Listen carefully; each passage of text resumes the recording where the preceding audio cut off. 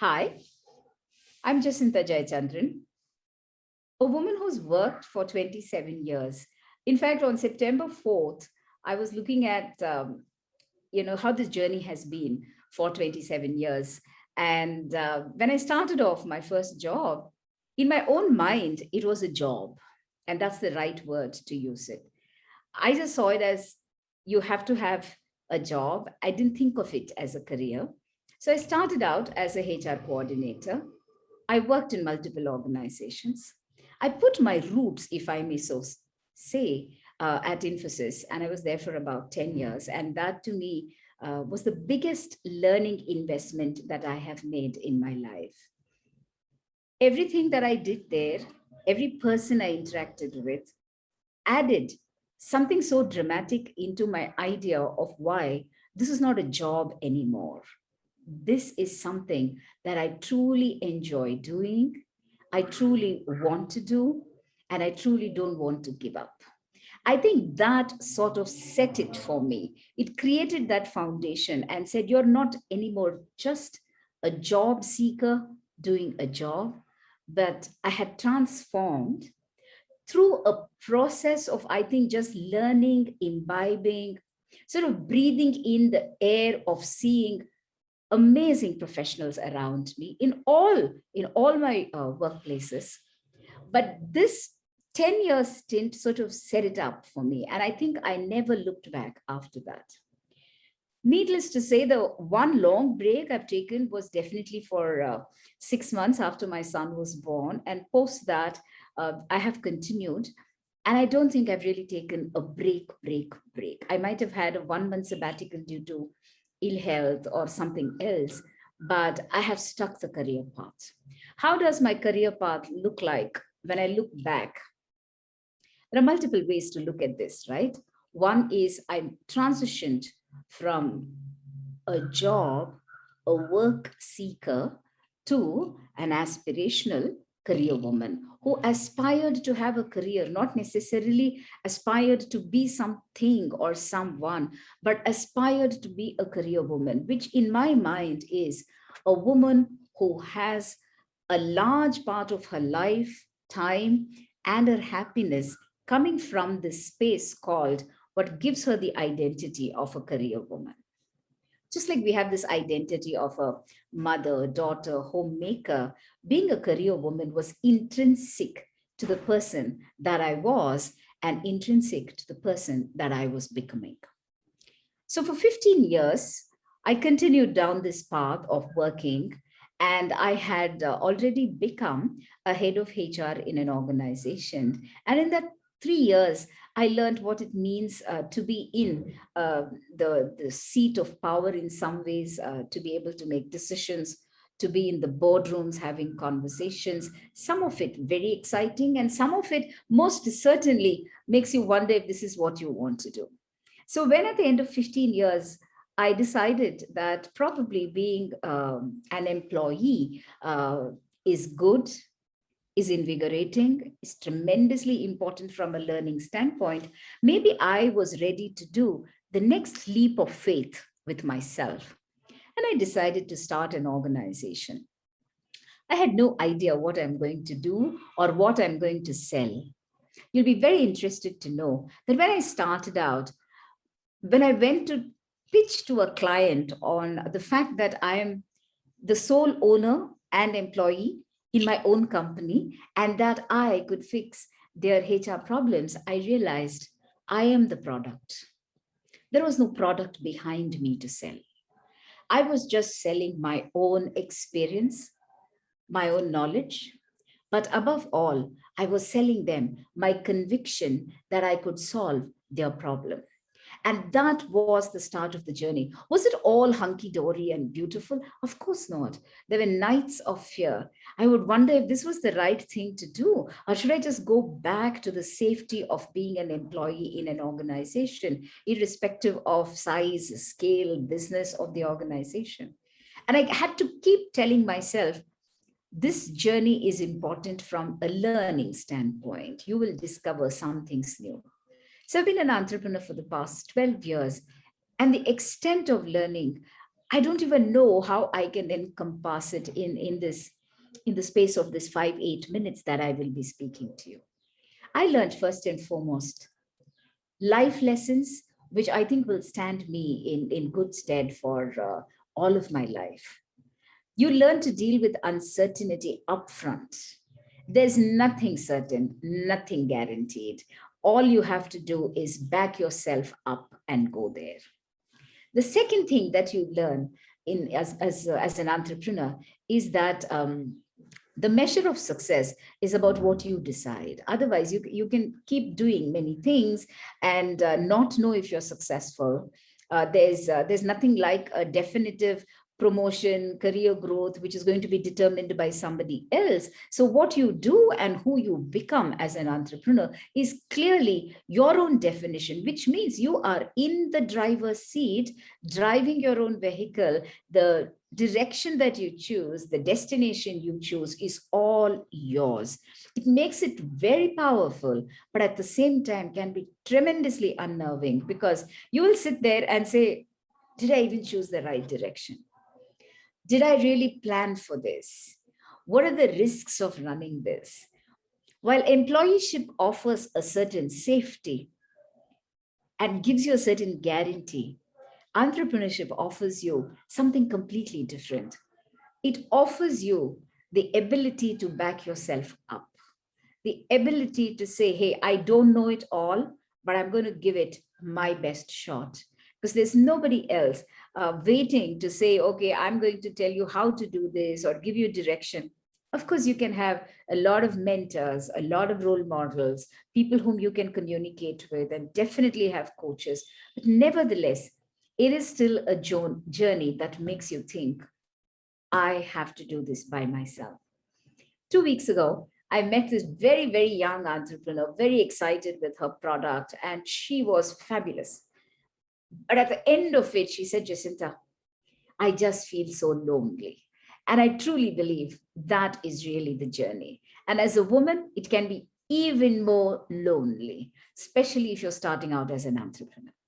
In the last 3 years, I have decided to create the next phase of my life, and that is 3.0. 1.0 was employee, 2.0 was entrepreneur, 3.0 is becoming a social worker, truly in its essence. I work with school children, I work with girls. I try and see how we can inspire them to look at life offering them better choices, and that they have the license to dream, because these are girls who are in so many ways financially disenfranchised, socially relegated to the fringes, economically struggling, and psychologically very often with very little protection. We worked with over 1,500 girls as part of HopeWorks Foundation, which is our foundation. And what have I learned from this, which I think will be useful to all of us? One is that pick each day and make the most of it. Your past is not something that's going to constantly give you the direction. What it's going to give you is that fodder from which you can learn and grow. The third is your dreams have to be unlimited, because as a woman, as a human being, I think just as a journey person on this earth, I think each one of us has come down with that many capabilities, that much talent to give, to share, to learn, to collaborate, and to move. To me, being a career woman and to be able to address you today is to tell you, keep the spark alive. There's no one single route, there's no one single path, but keeping the spark alive is the greatest gift you can give yourself. So, as you wrap up this recognition of successful women who've done amazing things, I want you to know you may not have got the podium finish, but every day when you go to bed feeling you did your very best, you have done the podium finish. Dear friends, on that note, I wish you luck. Keep at it, keep going forward. We're all here to work with you and to learn from you. Thank you. Hi, I'm Maya Venkatesh. I am Managing Director for the APAC region for Affinity Answers. Currently, live in Bangalore, and I handle the APAC operations, as well as marketing and business development for APAC, for the programmatic solutions that Affinity Answers offers in this region. My journey here is, what Jobs for Her actually reached out to me to talk about, and hopefully this is inspiring for all those people listening to me and who are aspiring to be leaders and grow into leadership positions. So I am a cost accountant by education, and I started my career with in financial services, in a place in Madhya Pradesh, in Bhopal. Incidentally, I did get married early, and I was already, having a daughter when I had still not completed my cost accountancy. So I went on to complete my, post graduation as well as my cost accountancy, and I feel that is really the start where you constantly upskill yourself. You are constantly learning new things, and that's how you lay the foundation for your career. As I progressed into financial services, I moved to Chennai, where Ford was setting up their first plant in India, to launch the Ford Icon. And that's when I joined them again to handle the finances for the public relations team. And that really was, a huge start, or rather a boost to my corporate career. So Ford, as you may be aware, they are very large MNC, providing, equal opportunities as well. And as I grew in that role, I moved to Ford Business Service Center to handle, Ford European payables.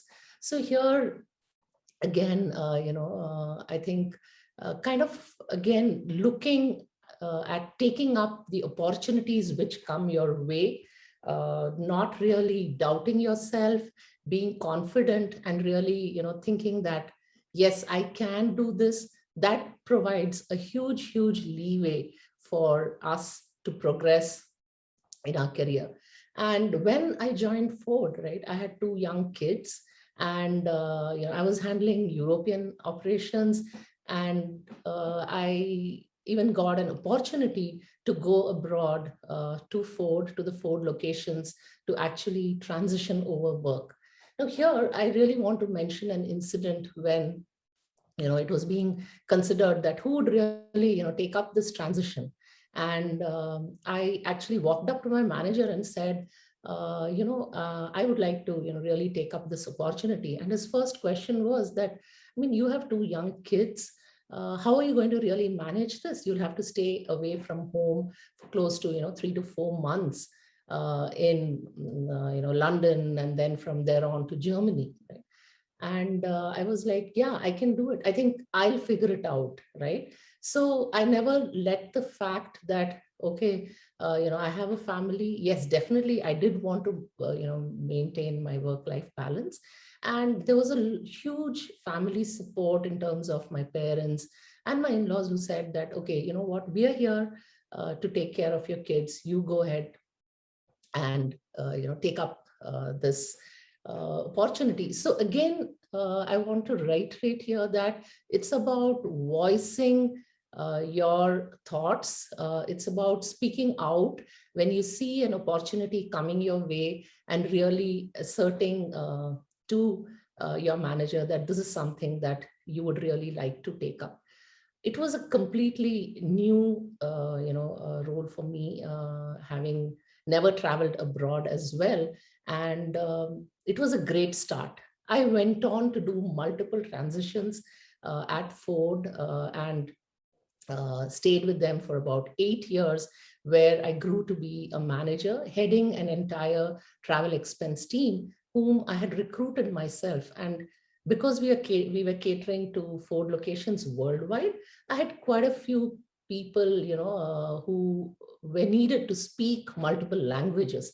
So I was managing linguists, I was managing, people who were doing accounts as well as customer service. And we were always rated very high on customer excellence. So what happens is that when you really step up to take responsibilities, you also get visibility. And responsibility does not mean just taking responsibility alone, but really taking ownership, right? So, and soon I had, quite a few managers whom I had worked with who would always say, okay, you know what, if we are giving this to Maya, we know that it'll be taken care of. So that's, kind of the confidence that you need to build in your managers, in your teams. And I think as women, we are really, born leaders, right? We also lead a lot of things at home in our day-to-day life. So I would say that we are born leaders, but with, an empathetic touch, or a really, the sensitivity to be able to understand your team, the challenges they are facing, and give them solutions to handle things. From Ford, again, my husband, he's a banker. He moved to Bangalore, and I moved along with him. But I did want time to, settle down my kids who are going to be here without grandparents, and figure out how am I going to manage things. Again, this really did not, you know, uh, place any kind of obstruction in me getting my next role, because in a few months I got a call from Accenture saying that we would really want you to join us.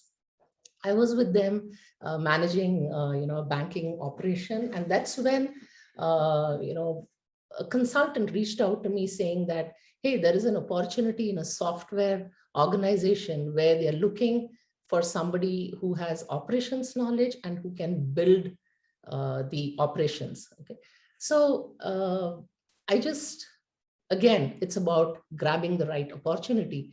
I was not from engineering background. I did not know anything about databases, but I had a database administrator reporting into me. So again, taking those risks, grabbing those opportunities is very important. I went on to actually, grow the team from a 4-member team to close to 500 members. And I was also the first women global operations center head at Symphony Teleca. The business unit, I was managing 3 business units by then. And the business unit, one of them, the largest one, which I was managing, was acquired by another US-based MNC. And I was requested to take on the role of the India head, which involved, again, setting up the entire India operations, kind of handling the financials, the recruitment, hiring all the support functions. So literally, it was like setting up a company from scratch. So after about 20 years I had worked, my daughter was getting married, and I decided to take a break for some time. I did some consulting work. But again, if you work long, the work bug, or rather the work itch, never really goes away. And I really used to, get quite a few requests to mentor women, aspiring leaders. I started getting associated with multiple platforms like Jobs for Her, Her Second Innings, and so on. And then, it was about 3 years, and I got again an opportunity with the current company that I'm working with, which is Affinity Answers. And they requested me to handle their entire India operations.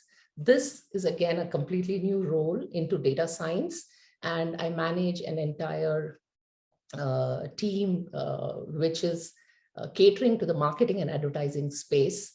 And I'm on their board as well, and the managing director for APAC.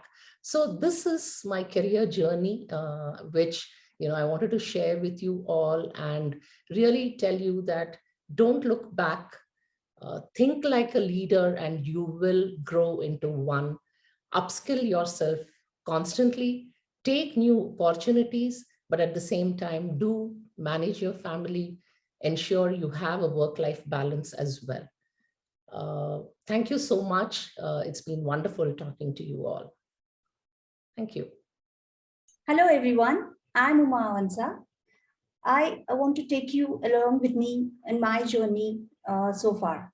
I'm right now a Vice President India Operations at Vimeo, and I'm also an investor in a couple of edtechs. I'm a co-founder in one of the edtechs. I began my journey as a computer engineer way back in 1997. I'm a computer science graduate, and I joined CMC immediately after my graduation. And from then on, I spent a few years as any other software engineer. And then came the time that I had to shift to Bangalore. There came a break in career, like when I had my first baby. But even before that, I started preparing for CAT. It so happened that both the baby and my selection came at the same time. The first year, I was selected to IM Kozhikode. I was due to join in June, but the baby was also due in June. So I had to let go of the seat. That was a decision. They gave me an option of postponing my joining by a year. But I said, no, I'll come back again. I want to spend the time with the baby. I don't want to leave her with anyone else. I want to spend my time with her as a mother. And then when I decide to come back, I'll go through the selection process again. And that's exactly what I did. And by that time, I actually cracked IIM, and I made it into all the 6 IIMs at that time in 2006. My baby was already 3 years old.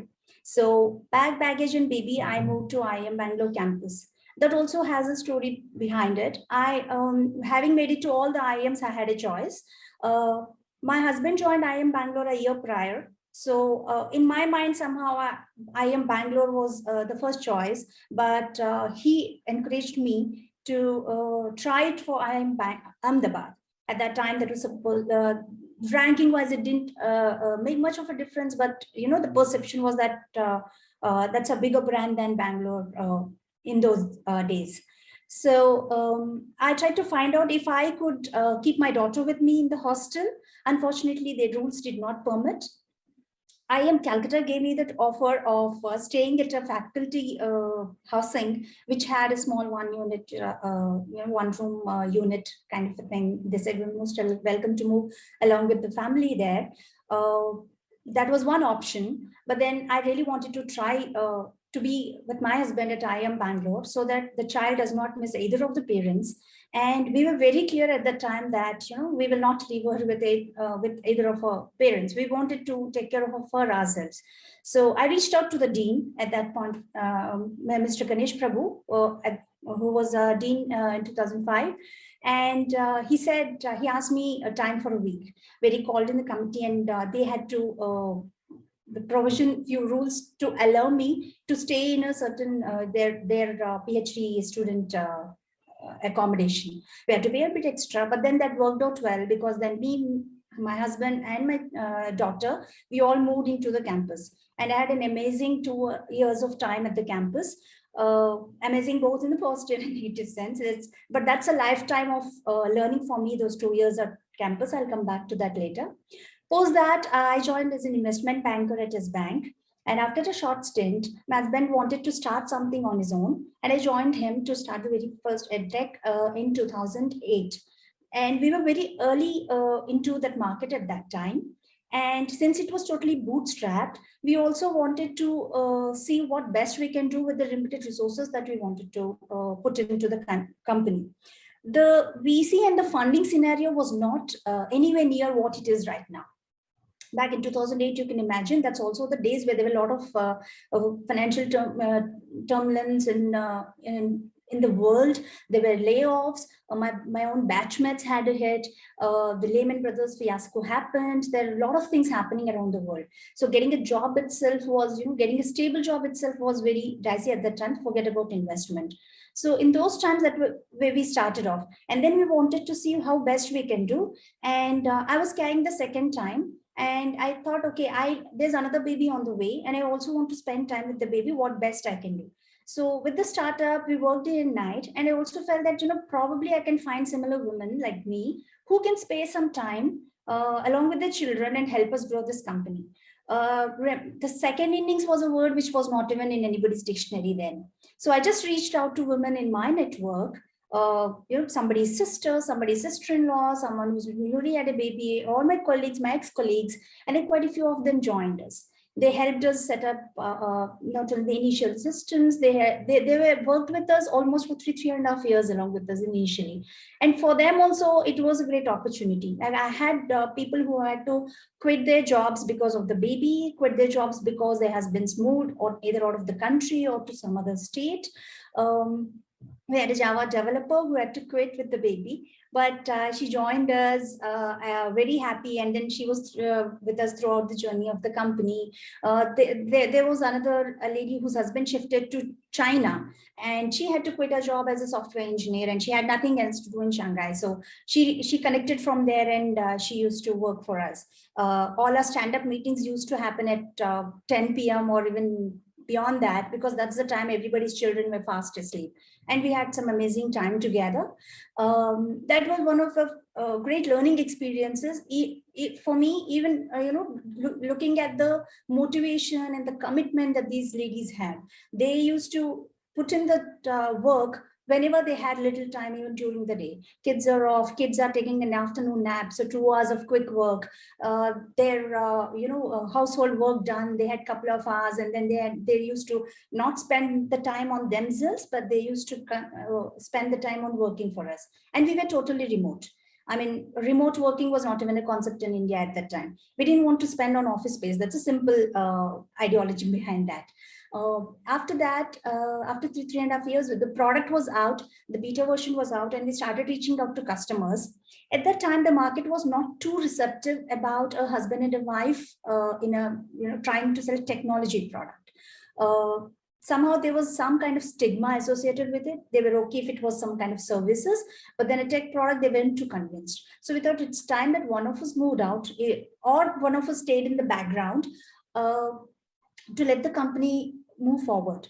So that's what I did. I stepped back. My husband couldn't, because he had a larger control over the technology at that time on the product, and his moving out would have been a hit. So we looked at the pros and cons, and I moved out. I joined Livestream as the first chief operating officer.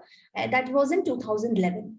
And when I came in, Livestream was just almost a 4-year-old company, with their systems very nascent, their policy very nascent, and I had been putting in place a lot of their HR and their operational systems.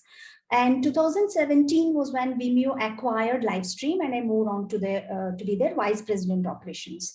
And in the meantime, in my personal life, the very first startup that me and my husband did, he exited in a few years back, and then he started another one, and I'm now co-founder on the other one also, which is in the edtech company.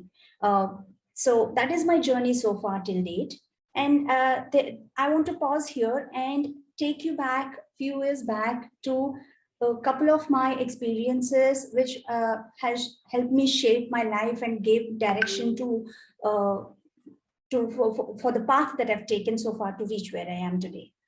The first one being my entry into IIMs. I already shared with you my journey as to how I selected a campus and I joined. But also my experiences, I want to share a little bit about my experiences on campus along with my baby. So all three of us are on campus in the hostel, and here I was on a full-time MBA course, which required all 24 hours. I mean, 24 hours were not even enough to put in for those to complete the course. So the rigor of the campus also meant that we had to divide our time between my course, my husband's course, and our time with the baby. So we were trying to juggle these three. For one, it's great that I had a supporting husband, but then he also was studying at that time, at least during my first year. So the help came from unexpected quarters. I had an administration, the head of administration there, who offered to take care of the baby when I attended the classes. So If it was a daycare time, no issues. It was a non-daycare time for her, I used to leave it at her place. And her granddaughter was almost the same age as my daughter, so they used to play together. Or with a 99-acre campus, my girl used to just had a free run in the whole area. So if I was in class, she used to start from the library or from a hostel and then end up anywhere. The standard instruction that I only had to give to the security guards there was that please don't let her cross the gate. So anything else within the campus, it was fine. And there were days where we couldn't find her. We didn't know where she was. So we used to ask the nearest security guard, and then in walkie-talkie, they used to figure out, okay, she's near the faculty quarters. Fine. So we used to run there and get her back. So that is one. The other thing is that my batchmates and the professors were equally helpful when it came to babysitting. Given the odd timings that we had to put in for projects or surprise quizzes, my juniors. So it was like, when you say it takes a village to raise a child, literally it was the village of IM Bangalore who raised my child for those 2 years. That the rigor also taught me that, at the end of the course, I felt if we were through this, if we could, get past this, we could get past anything, any hurdle in the life. Not only the rigor of the course, the pressure we had on managing the child by ourselves, and also the lifetime, the life learning that we had to, the interactions we had with our juniors, our peers, and our professors, that gave me immense experience. The second major one that I wish to share with you is the startup. The first startup I already shared, where we worked with a fully remote female team back in 2008. Those learnings still stayed with me, and my husband also appreciates for the first time, I think, because he is also from a corporate background, but not anywhere near this. We didn't have this 33% or this diversity kind of rules back then. But then we saw the success of this firsthand. So we took those learnings and we still implement them in our next venture. So the current venture also is a completely female venture, apart from my husband, that is, and they're totally remote, and they are all in their second, third, and their nth innings. I hope the only message for all of you is that ask for help. That's not demeaning or that does not disadvantage you in any way. You will receive support from all quarters, and just don't give up on your dreams.